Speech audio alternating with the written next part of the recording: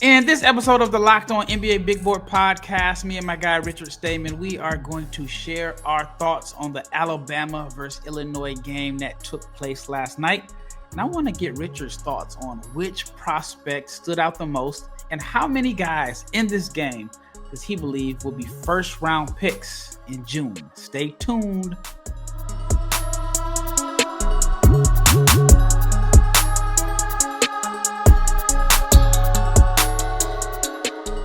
Big shout out to each and every person that has made the Locked On NBA Big Board podcast your first listen of the day. I'm your host, Rafael Barlowe, along with my co-host, Richard Stayman.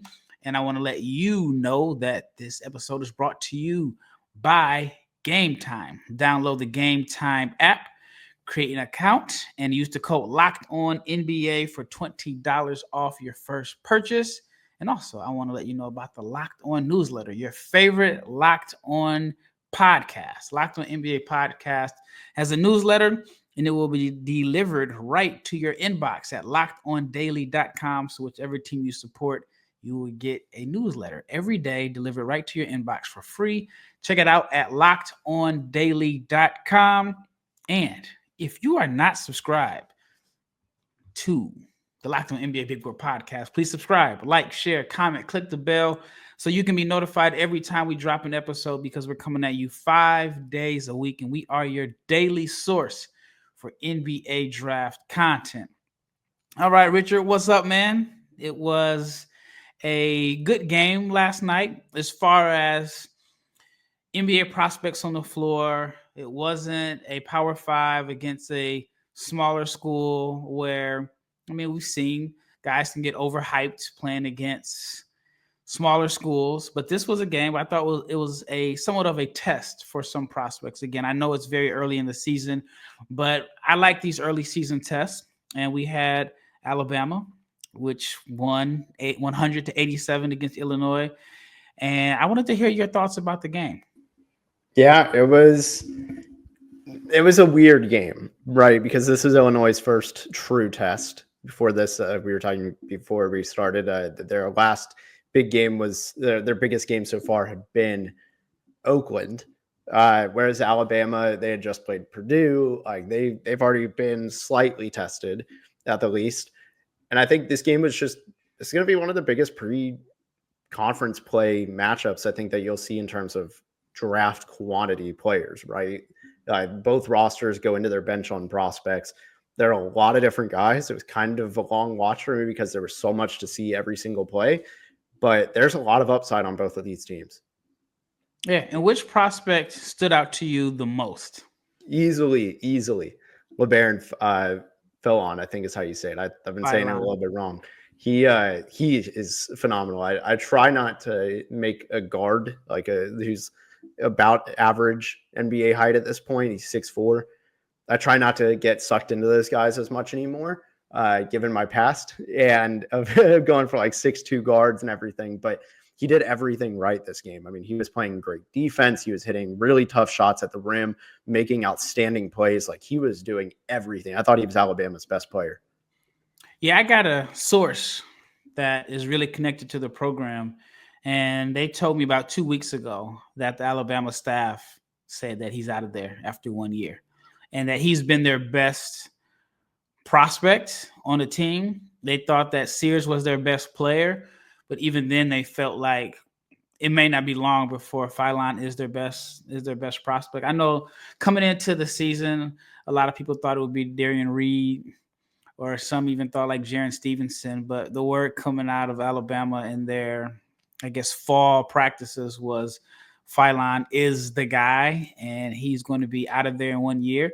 And so far, I mean, they only played 5 games, which actually they probably played more games than most teams. They've already played 5 games.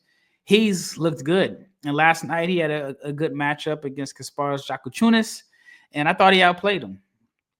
There's one play where he picked his pocket clean. And to me, I don't know what's more embarrassing as a guard when somebody takes your cookies. And I mean, it was like straight up, just took his cookies, came down and finished. But he had a strong performance, 16 points, 9 assists, 7 rebounds, made 7 of 13 from the floor. I'm going to put you on the spot here. Who is your comparison? Let me think on this. I don't know. I'm trying to think of a guard who. There's so many guards to choose from that it's almost overwhelming, right? Where, give me a name and maybe I can counter So first. here's the one I heard that the scout threw around: Rajon Rondo. Wow. See, I think well, He there's compared some him to to it. Rondo as far as like a guy that's going to The defend. approach. He's unselfish. He can score, but he's not always looking to score. He's going to find the Yep. guys out of pick and rolls. And he's like, there's not too many freshmen that are just that advanced at the pick and roll, but then they just liked how he runs the team. He knows how to run the team. I don't know the measurements. I don't know if he has like Rondo's length or whatever. He's got really long arms. I know for a But fact that was the comparison I heard. And ever since I heard that, it's like I can see a little bit, maybe a little bit more of a scorer than Rondo Yep. in a sense. Modernized Rondo. Modernized Right. Rondo. But when he does score, it's in the flow of the offense. Yep. Actually, I really like that. I'll take Rondo. That was who I was definitely going to say. Yeah, I can't take credit for it. It wasn't my comparison, but No, ever I like since that I heard one. it, it's been sticking. I want to hear your thoughts on Grant Nelson. Grant is a player that, what is this, year 3 now? I mean, he burst up on the scene probably around January of his sophomore year. Yep. And 23. he has really like great flashes. He has great flash. I know he had a big game in the NCAA tournament. Maybe it was like the Elite Eight or something like Against that. UNC, right? The athleticism is there. He can pass. He looks better this year at the start of this year than he did last year. I thought last year he was having a bigger adjustment than I anticipated to higher level college basketball. I think there was a game last year. I don't remember who it was against. Maybe Arizona. We shot like 17 threes or something like that. And I was off of him. Like I literally was like, all right, this guy is, why is he shooting threes? He wasn't like in a 35 or 38% shooter from three at North Dakota State, and he launched 17 threes. But now I feel like he's starting to figure it out. I know he's young for a senior, but he's playing well. So far this year, he's averaging 14.7 rebounds, shooting 61% from the floor, and he got off to a phenomenal start against Illinois, but he finished with 23 and 8, along with 4 blocks, made 4 of 9 from 3. So I wanted to hear your thoughts on Grant Nelson. Yeah, the results are really nice. Like he is a productive player, 100%. And actually looking at his stats page, he's actually taking more threes right now than he did last year. Like, I mean, at the rate 3.8 attempts per game, that would be career high. He's going to the line a lot, second highest in his career, highest at Alabama of the 2 years. The difference is, I think, is that he's making it, right? He's making his threes. Now, for me, here's my concerns with his game. He has a hitch. I am hesitant to think that he is getting that shot quickly in terms of adjusting to the NBA pace where you have to catch, immediately go up a lot of times. I don't think he has the speed to do that over a long, like if a big guy is coming at him that has faster closeout speed than he's used to in college, I think it's going to be tough to get his shot off. And because of that, I think years like last year are probably more indicative of who he is as a shooter. I also think defensively, he's got good tools. I still don't know how bought into NBA defensive upside I am on him. And then lastly, I think a lot of his stuff at the rim off of drives, I think it can be taken away by just scouting reports, right? He loves using his head fake.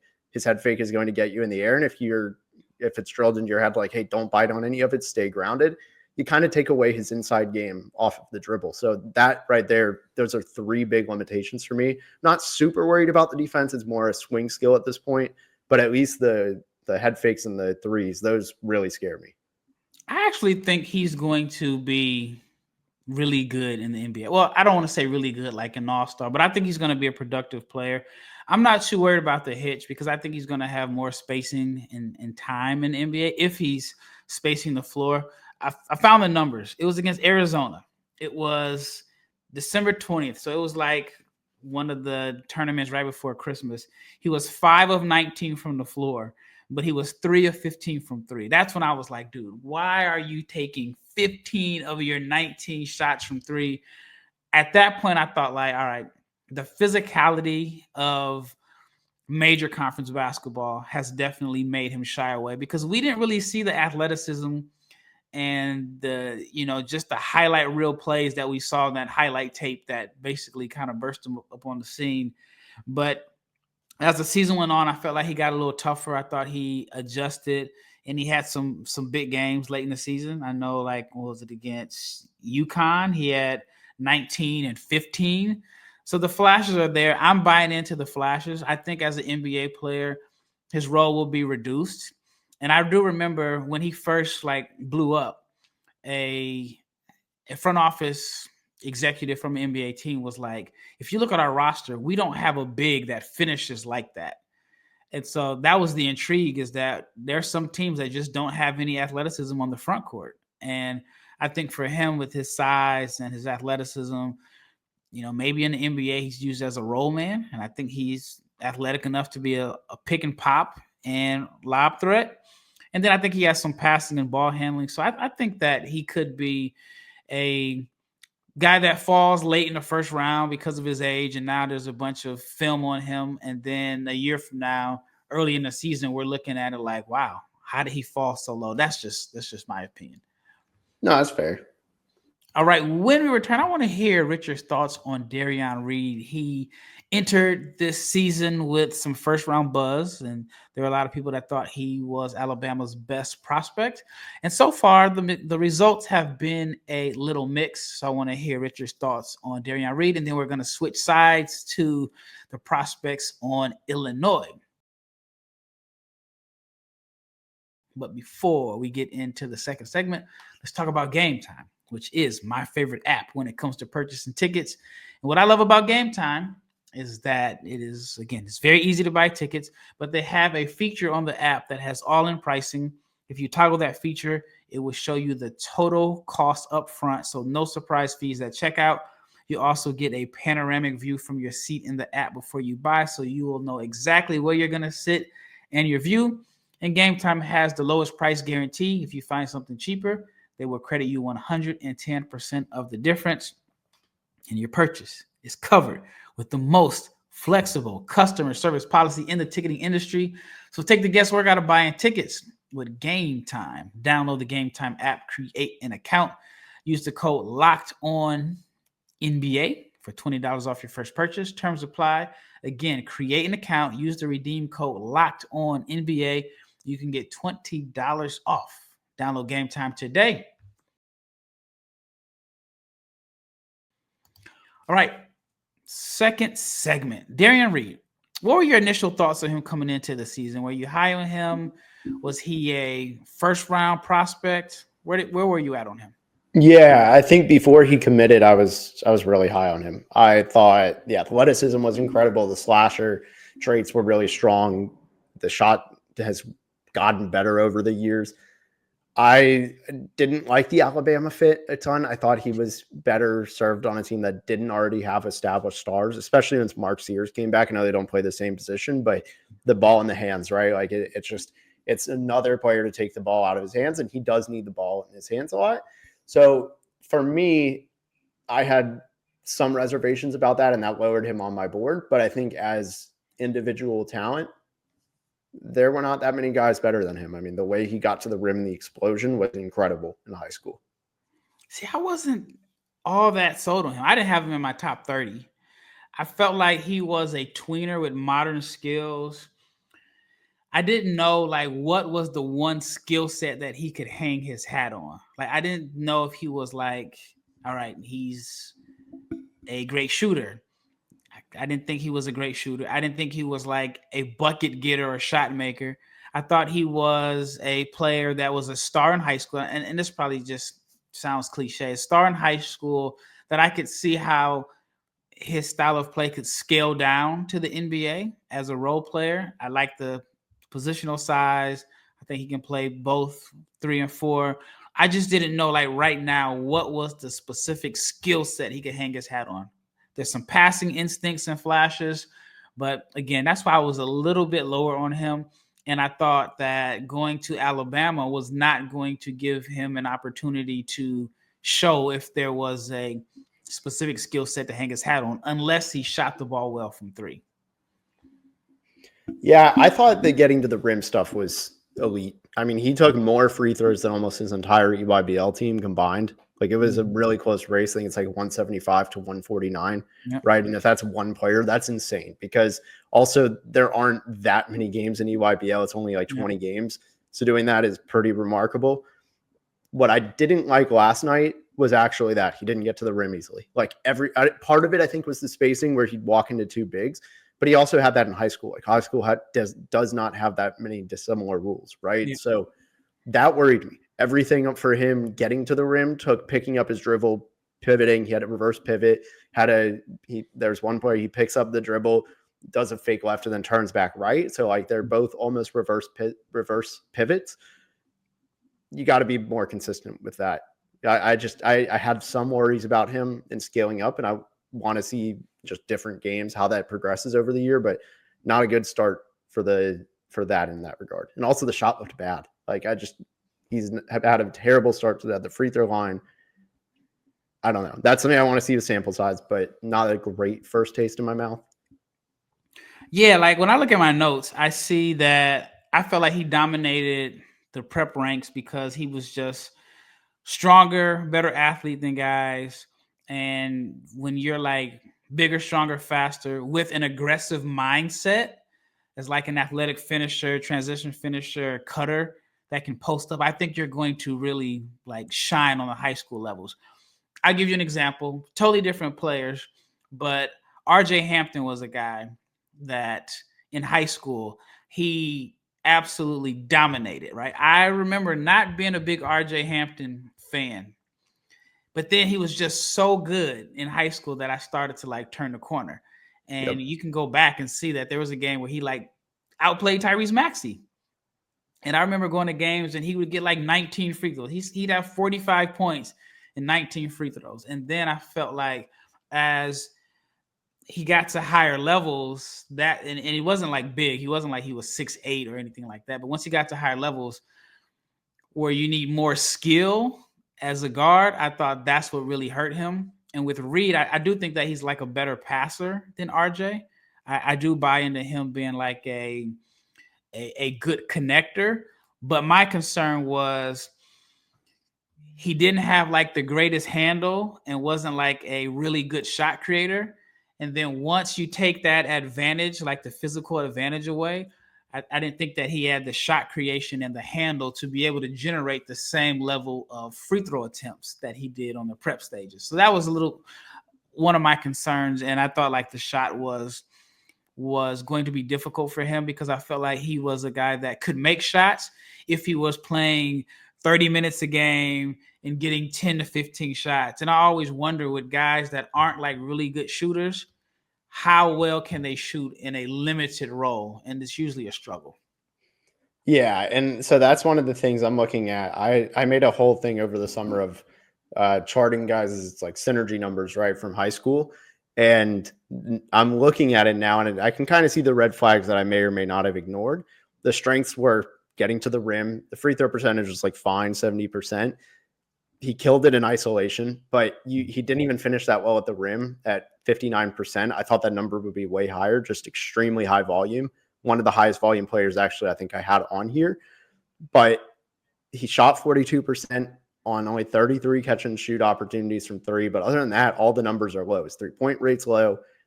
Everything around shooting did not scale, doesn't look like it's going to scale up, and that is a red flag.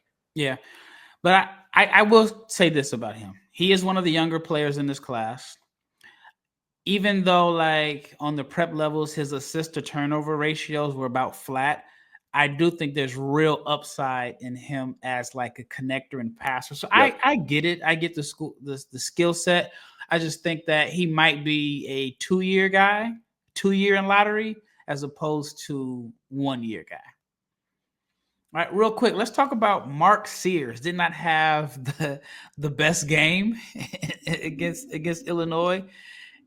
In your opinion, has he kind of like been passed up as like their guy? Because I feel like Philon has been better.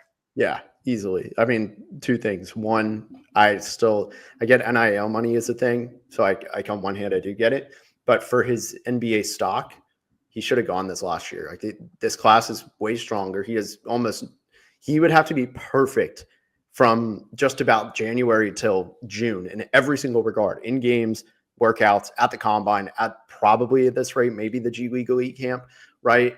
And I think if that bar as a 5'11" guy is really tough. So I think he should have gone last year for his own stock. He probably did the right thing in terms of like he wasn't going to make as much money in the NBA as he would with NIL. Totally fair. But I agree, he's been passed up. And you can't talk about Mark Sears in this game without talking about Kyle and Boswell. I mean, also very young for his age. I think he's like a 19-year-old junior. Yeah. He did a fantastic job on Sears. So I have concerns about Sears' size scaling up like almost everybody does. It was quite apparent last night. He had 0 points. We're talking consensus, first-team All-American, Player of the Year candidate, a fat donut. And I agree with you 100%. It was tricky. It was very tricky because he was hot. Like, to me last year, and this is why, like, I love like thinking from the mindset of an agent, but I also wouldn't want to be the one that like tries to convince a guy to make this decision. Mark Sears had been compared to Jalen Brunson, right? There's some physical similarities in how they look. Last year was the year to leave if you're going to be compared to Jalen Brunson. Like Brunson already averaged like 26, 27 points per game last year. He was, I mean, it was the year to be a Jalen Brunson clone.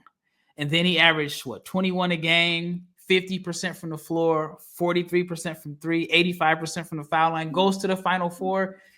I don't know how much hotter you can get. Like, I really don't. Comes back this year. The points are significantly down. It's early, but he's at 13.8 points per game, 39% from the floor, 29% from three, 80% from the foul line. I mean, the numbers are down across the boards, even from minutes. But last night's game where he scored 0 in a big game, I mean, of course you can bounce back from that, but yeah, I just didn't think that he was over 5 from the floor. I just think Philon, it's his team. It looks like it's his team right now. Yeah, Sears looked like the freshman. Philon looked like the guy who was at his last year of eligibility.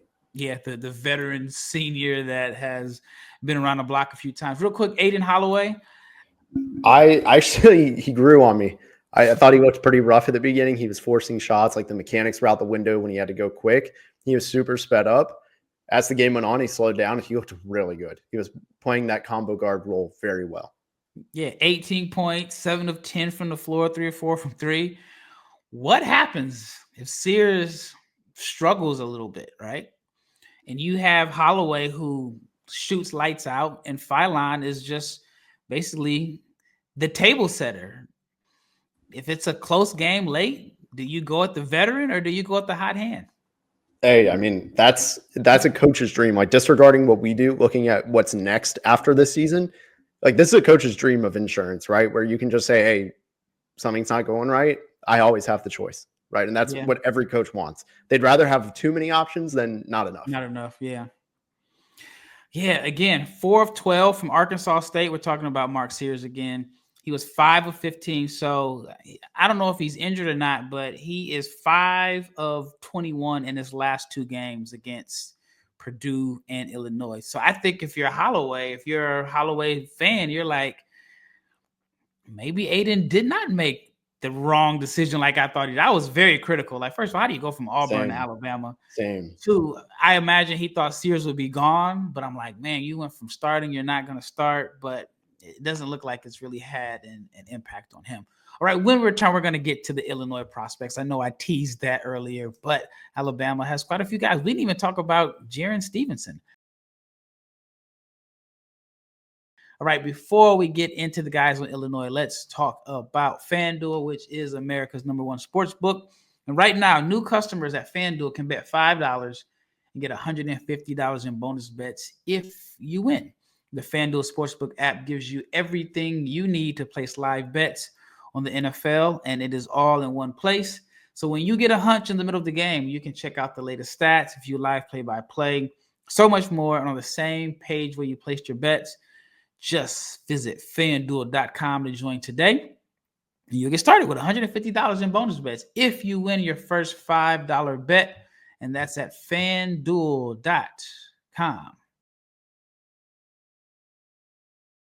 All right, who is your favorite, or maybe favorite could lean towards bias, but who is, in your opinion, the top NBA prospect on Illinois? I think it's KJ, man. I really do. I wanted to say Will Riley preseason. That was my answer, but I think he's got a little bit of a way to go. Like in terms of just this season, I'm probably going with Kasparis, right? Like 6'6" guard, has a lot of flash to his game in a very functional way. It's not just like Jason Williams or something, right? Where he makes the flashy play and sometimes it works, sometimes it doesn't. He has a lot of just ability. He has a lot of shake, right? And wiggle in a way where not necessarily as a ball handler, but like as a dribbler, I mean, but more of a he hits you with a lot of pass fakes, for example. Like he did it multiple times, ball fakes that created space. And I love that stuff. He made a lot of nice passes.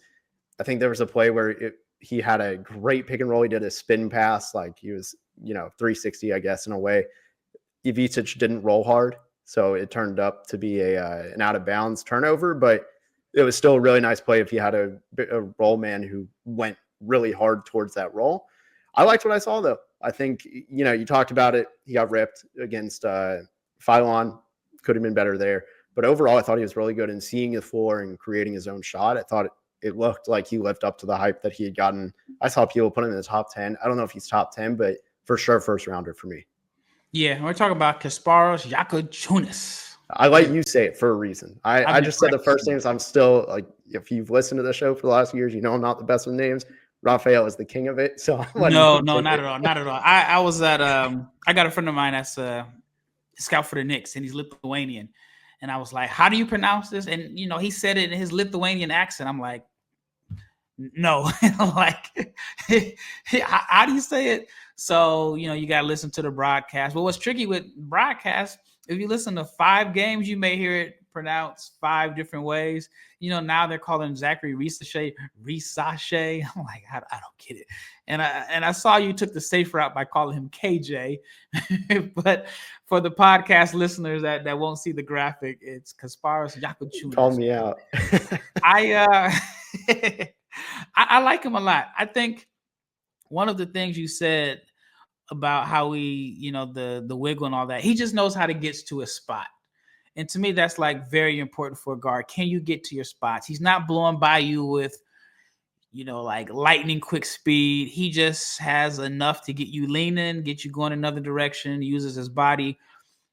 I like Lithuanian point guards and I like Spanish point guards as far as like their development. He combines both. And I've talked about it before in podcasts. I just love the development of Spanish or point guards that play in Spain.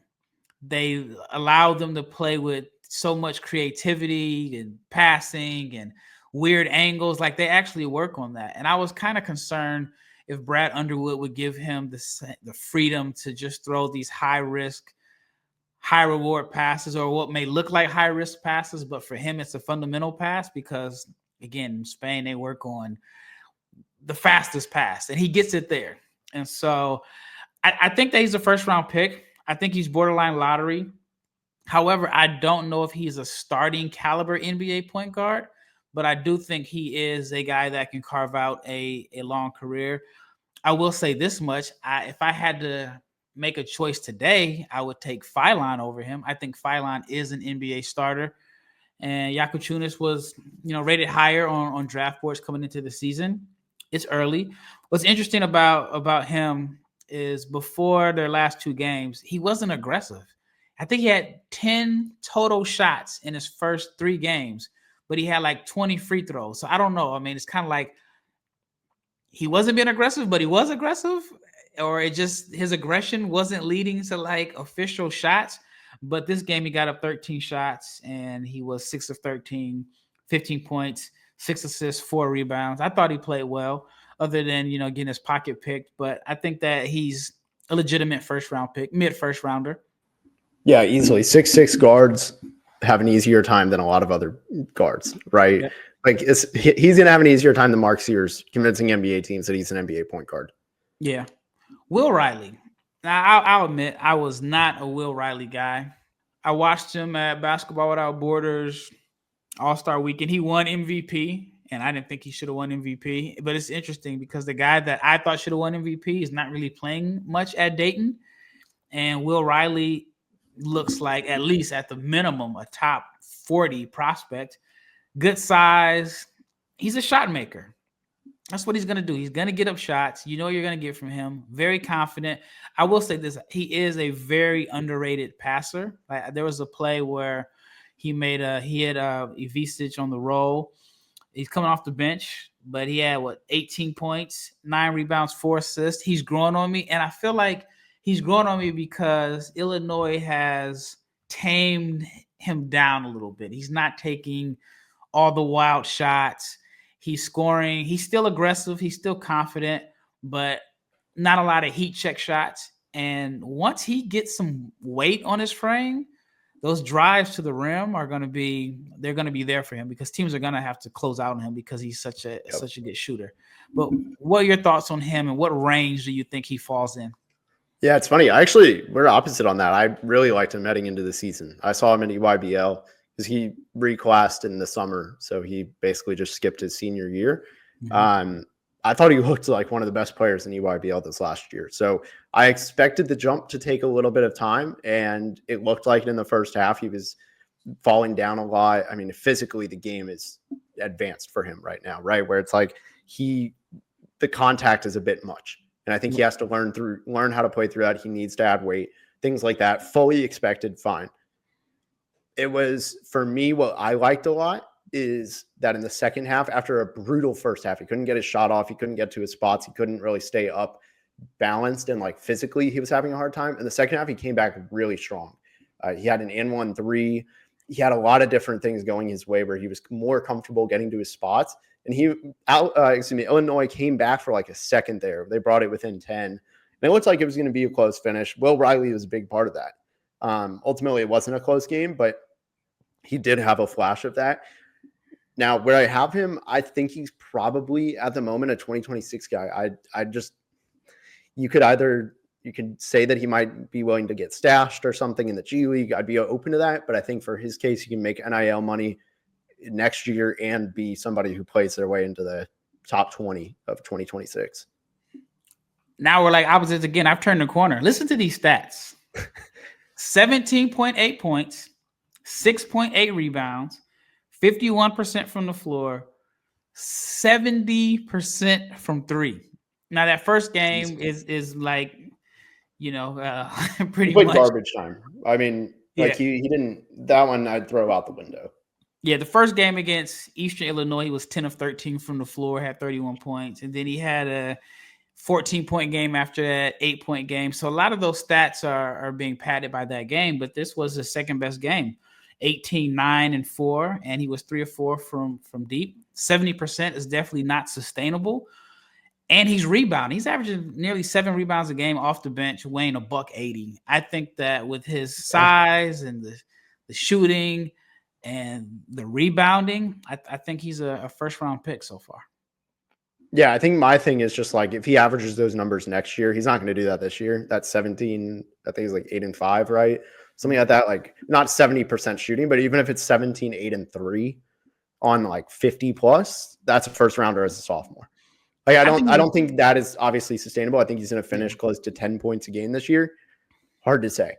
If I were him, I'd just try and it depends on what Big Ten play looks like, right? It's a very physical league. And I think that's going to overwhelm him. Let him add some weight to that frame, get him up to the 190s, almost 200 in the next year, and see what he can do with that. And I'd rather just see him be in 2026 as more polished. Yeah. Well, I think some of the guys that preseason were ranked ahead of him are definitely going to fall off, Agreed. Powell's. And so he has lived up to the expectations, if not exceeded them. I mean, I don't think anybody thought 70% from three. All right, last player real quick. Tomislav Ivisic. I like his brother. I'm high on Zvonimir at Arkansas. But what are your thoughts on Tomislav? Yeah, he has a good hook shot. I think the three looks formidable and everything, but everything in between kind of left me wanting more. He wasn't super imposing at the rim. Like I said earlier, he didn't roll hard every single time. Like things like that. It's when you're a big man, you have to do those things. That's like the core function of your job. And he didn't do that consistently. And that worries me. Yeah. Now he's going to get you points and rebounds. He's averaging 16.5 points, 9 rebounds, no rim protection. His brother's a good shot blocker, Yep. but he's averaging less than a block a game so far in 4 games. Well, that wraps up this episode of the Locked On NBA Big Board Podcast. Once again, thank you for making this your first listen of the day. Big shout out to Richard Stayman, Mr. Mavs Draft. I didn't have a DC joke for you today. Shout out to Richard for coming on. And also, I want you to check out the Locked On newsletter. Your favorite Locked On podcast covering the NBA has a newsletter, so check it out. LockedOnDaily.com. So whether it's Locked On Mavs, Locked On Wizards, Locked On Lakers, you can find it at LockedOnDaily.com. It is free, and it will be delivered right to your inbox every morning. And that wraps it up for us. We are out of here.